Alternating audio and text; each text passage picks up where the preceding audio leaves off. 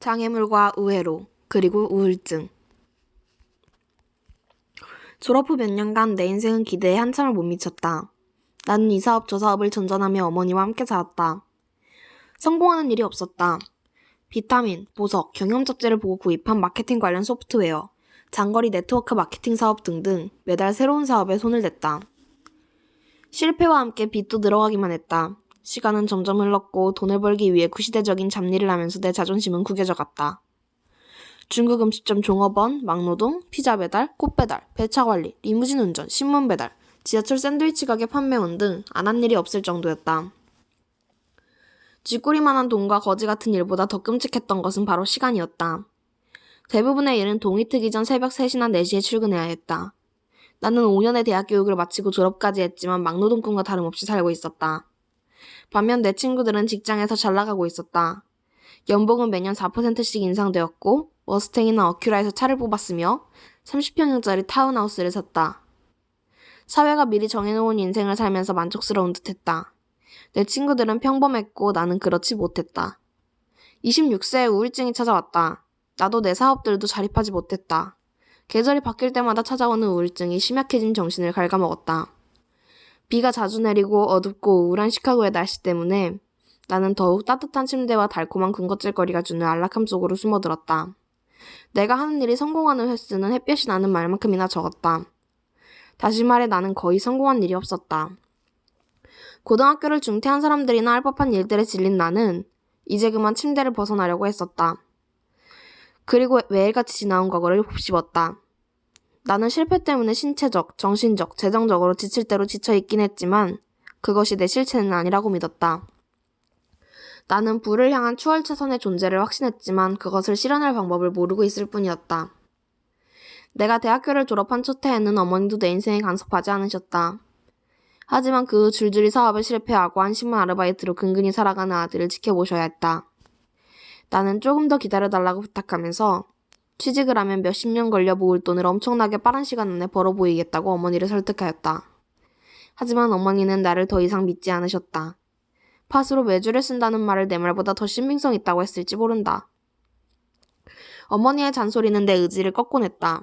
어머니는 한 주에 적어도 20번씩 이제 제발 취직해라 아들아! 라고 소리질렀다. 깨달음의 순간. 어느 어둡고 추운 밤, 하루 종일 리무진을 운전하고 피곤해 지쳐 돌아오는 길이었다. 신발은 눈에 파묻혀 온통 축축했다. 2시간 전에 먹은 아스피린은 편두통에 아무런 효과가 없었다. 한시라도 빨리 집에 가고 싶었지만 눈폭풍 때문에 집에 가는 길이 막혀버려 그럴 수도 없었다. 일단 길가에 차를 댔다. 눈이 녹으면서 발가락부터 다리까지 추위가 엄습했다. 리무진을 공원에 세우고 나서 눈 내리는 소리뿐인 지독한 정적 속에서 나는 내가 얼마나 겨울을 싫어하는지 새삼 느꼈다. 내가 도대체 뭘 하고 있는 거야? 내 인생은 결국 이런 거였어? 거부할 수 없는 생각이 머릿속을 채웠다. 이런 식으로는 하루도 더 살 수 없다는 깨달음이었다. 변화를 결심하다. 나는 혹독한 겨울밤의 깨달음을 즉시 행동으로 옮겼다. 나는 바뀌기로 결심했다. 변화 불가능하다고 여겼던 주변 환경을 변화시키기로 결심했다. 나는 새로운 장소에 정착하기로 결심했다. 어디로 가야 할지는 몰랐지만 어디든 상관없었다. 그 즉시 나는 힘이 솟는 것을 느꼈다. 변하겠다는 결심은 빠른 속도로 나의 한심한 인생을 희망과 약간의 행복으로 채우기 시작했다. 내가 했던 실패들은 잊히고 새로 태어난 듯한 느낌이었다. 갑자기 막다른 길인 줄 알았던 그 길이 꿈을 향해 뻗어나가고 있었다. 단순히 몸을 움직여야 한다는 깨달음이 아니라 내 인생은 내 스스로가 통제하고 선택해야 한다는 깨달음 때문이었다. 예전에 미처 생각하지 못했던 몇 가지 선택사항에 대해 생각해 보았다. 스스로에게 다음과 같은 간단한 질문을 던졌다. 아무 제약 없이 고를 수 있다면 내가 살고 싶은 지역은 어디지? 나는 내가 중요시하는 요소들을 고려하여 지도에서 5개의 도시를 골라 표시했다. 바로 그 다음 달에 나는 이사했다. 아니, 도피했다고 말하는 편이 정확하겠다. 서행차선에서 추월차선으로 갈아타기. 나는 직업도 친구도 가족도 없이 $900만 들고 피닉스에 도착했다. 내가 가진 거라곤 330일간 해가 쨍쨍한 날씨에 추월차선에 올라 부자가 되겠다는 불타는 의욕뿐이었다. 비록 가난했고 경비시설도 없었지만 나는 부자가 된 느낌이었다. 내 인생을 통제하는 사람은 바로 나였기 때문이다. 내가 손댄 여러 가지 사업 중 하나는 웹사이트를 구축하는 일이었다. 시카고에서 리무진 운전을 하던 시기에도 나는 한가한 시간에는 꼭 책을 읽었다. 나는 시간을 허투루 쓰지 않았다. 공항에서 고객을 기다리거나 고객이 술집에서 거나하게 취하는 사이에도 나는 차에 앉아서 책을 읽고 또 읽었다. 나는 재무나 인터넷 프로그래밍에서부터 부자들의 자수전에 이르기까지 모든 것을 공부했다. 리무진 운전기사 일 덕분에 얻은 것이 있다면 해결이 시급하나 미처 해결되지 않은 고객의 니즈를 발견했다는 점이다. 리무진 손님 가운데 한 명이 뉴욕에 있는 리무진 회사 중 괜찮은 회사를 알고 있는지 내게 물은 적이 있다. 손님을 공항에 내려주고 나서 그 질문에 대해 곰곰이 생각했다. 만약 내가 시카고에 사는 사람인데 뉴욕에 있는 리무진이 필요하다면 어디 가서 찾아야 할까? 뉴욕에 살지 않는 사람이 뉴욕 전화번호부를 갖고 있을 리 만무했다. 그 질문 덕분에 다른 여행자들도 그와 비슷한 고민을 하고 있을 거라는 결론에 생각이 미쳤다. 그래서 이 문제를 해결하기 위해 웹사이트를 만들었다. 인터넷 접속에는 지리적 제한이 없으므로 이 사업을 그대로 피닉스로 옮겨 이어나갈 수 있었다. 하지만 내 이전 사업들과 마찬가지로 큰돈이 되진 않았다. 하지만 이번에는 사정이 조금 달랐다. 나는 돈도 직업도 믿는 구석도 없이 낯선 도시에 와 있었다. 이 사업에 매달려야만 했다. 나는 공격적으로 웹사이트를 홍보했다. 이메일을 보내고 고객 확보 전화를 돌리고 편지를 보냈다. 검색 엔진 최적화 기술을 배웠다. 책을 살 돈이 충분하지 않았으므로 매일같이 피닉스 도서관에 들러 인터넷 프로그래밍 언어를 공부했다. 웹사이트를 개선하고 그래픽과 저작권에 대해 공부했다. 도움이 될 만한 지식이라면 무엇이든지 습득했다. 그러던 어느 날 돌파구를 찾았다. 캔자스에 위치한 한 회사가 내 웹사이트를 극찬하며 자기네 회사의 웹사이트 디자인을 맡아달라는 전화를 해왔다. 웹디자인은 내 전공 분야가 아니었으므로 $400의 사례금도 고맙게 받았다. 그 회사는 사례금이 거저나 마찬가지라고 생각했겠지만 나는 24시간 안에 웹사이트를 완성해 보였다. 나는 흥분했다. 24시간 만에 월세의 대부분을 마련한 것이다. 그러고 나서 공교롭게도 바로 24시간 후에 뉴욕의 한 회사로부터 웹사이트를 제작해달라는 똑같은 주문을 받았다. 이번에는 $600를 받았고 이틀 만에 완성해 보였다. 다음 달 월세도 본 것이다. 물론 큰 돈은 아니지만 빈털터리에서 시작하여 사흘 만에 $1000를 벌고 나니 $50,000,000짜리 복권에 당첨된 듯 했다. 피닉스에서 보낸 몇 달 만에 나는 고객의 관심을 끌었고 생애 최초로 내 힘으로 생활비를 벌 수 있었다. 꽃 배달도, 접시 닦기도, 피자 배달도, 엄마 집에 얹혀 살지도 않고 온전히 내 스스로 돈을 번 것이다. 이제 내 인생은 순풍을 타고 부자가 되는 길을 향해 나아갈 것만 같았다. 하지만 아직 빠진 것이 있다는 사실을 알고 있었다. 내 수입의 대부분은 웹사이트 광고가 아니라 디자인으로부터 나오고 있었다. 즉 나는 웹사이트 구축 작업에 시간을 들여야만 수입을 얻을 수 있었다. 웹사이트 구축 의뢰가 많으면 많을수록 더 많은 시간을 일해야 한다는 사실을 의미했을 뿐더러 일을 멈추면 수입 역시 없을 터였다. 나는 돈을 받고 내 시간을 팔고 있었다. 새로운 부의 방정식은 부를 가속화한다. 겨울에 시카고에서 친구가 찾아왔다. 친구에게 웹 디렉토리를 보여주자 서비스 이용자 수를 보고 깜짝 놀라했다. 전 세계에서 리무진 가격을 묻는 사람들이 매 분마다 나의 웹사이트로 몰려왔기 때문이다. 보스턴에서 우스턴으로 가는 리무진 비용이 얼마인가요? JFK 공항에서 맨해튼까지 얼마죠? 받은 메일함에는 450개의 새로운 편지가 들어와 있었다. 편지함을 비우고 10분이 지나자 또 다른 메일 30개로 채워졌다. 이메일이 쉬지 않고 쏟아져 들어왔다. 친구는 야, 이 이메일을 다 돈으로 좀 바꿔봐 라고 말했다. 어떻게? 어떻게 하면 사람들의 요구를 만족시킬 수 있을까? 나는 친구가 남기고 간 과제를 해결해야겠다고 마음먹었다. 며칠에 걸쳐 나는 완전하지는 않지만 해결책을 고안해냈고 시도해보기로 했다. 바로 광고를 게시할 공간 대신 클릭하면 해당 웹사이트로 이동하는 리드 광고를 파는 것이었다. 하지만 이 수익 모델이 새롭고 획기적이긴 해도 고객들에게 유익하다는 믿음을 줄 만한 입증된 데이터가 없다는 것이 문제였다. 당시는 1990년대 후반이었고 내가 도입하기 전까지 리드 광고는 지금처럼 잘 알려진 것이 아니었음을 감안하길 바란다. 나는 위험을 감수하고 실행에 옮겼다. 단기적으로 내 수입을 갉아먹으리라는 예상은 적중했다. 나는 이 전략이 만약 성공한다고 해도 수익을 내기까지 몇 달이 걸리리라고 예상했다. 새로운 시스템을 도입한 첫 달에 473달러를 벌었다. 둘째 달에는 694달러를 벌었다.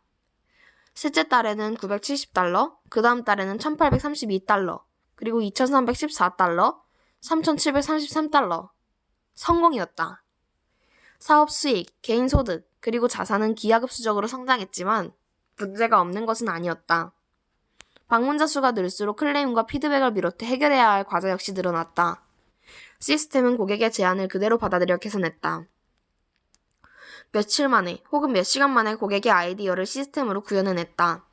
또 나는 몇 분 안에, 늦어도 1시간 안에 고객의 이메일에 응답하는 것으로 유명했다. 나는 고객들로부터 믿음을 얻는 법을 배웠고 사업은 번창해 갔다.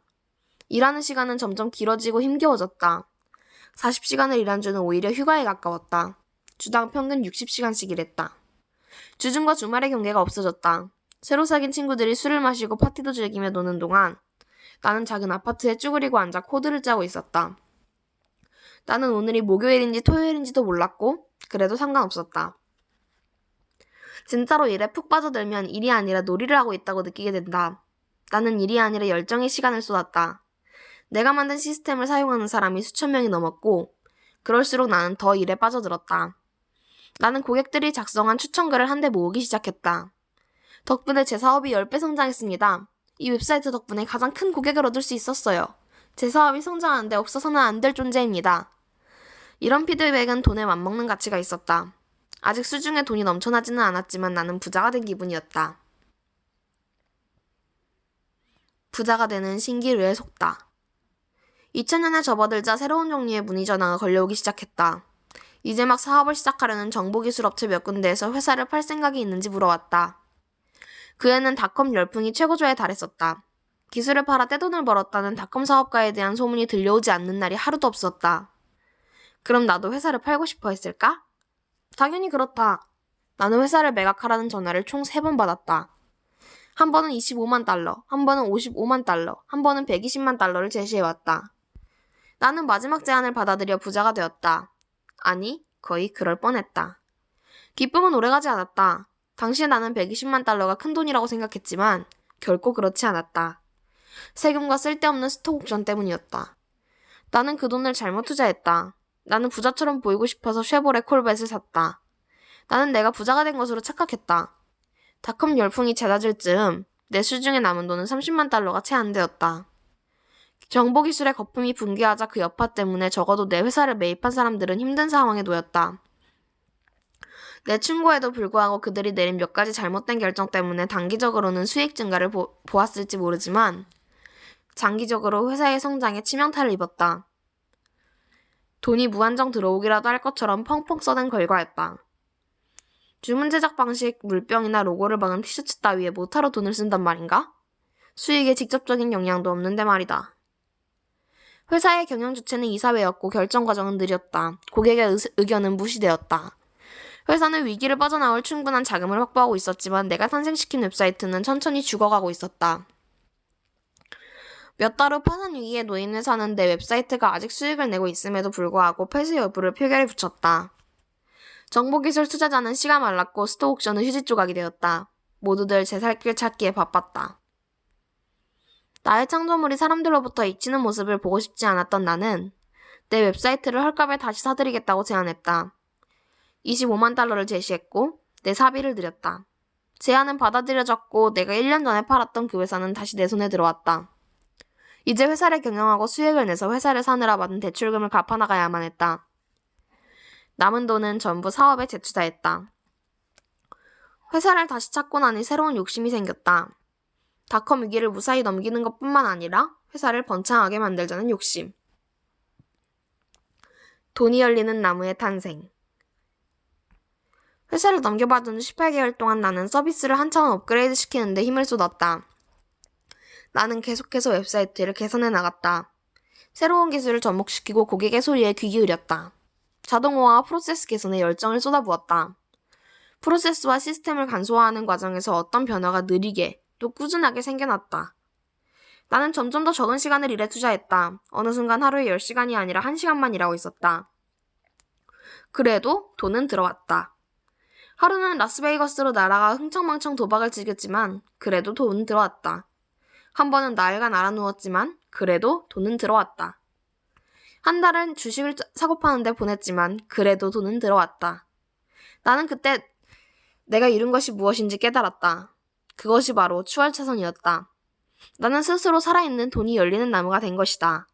나는 하루 24시간, 한 주 7일 동안 돈을 벌어들이는 무성한 돈나무일 뿐만 아니라 내 인생을 돈과 맞바꿀 필요도 없었다. 단지 한 달에 몇 시간만 물을 주고 햇볕을 쬐어주는 것으로 충분했으며 그 일이라면 얼마든지 환영이었다.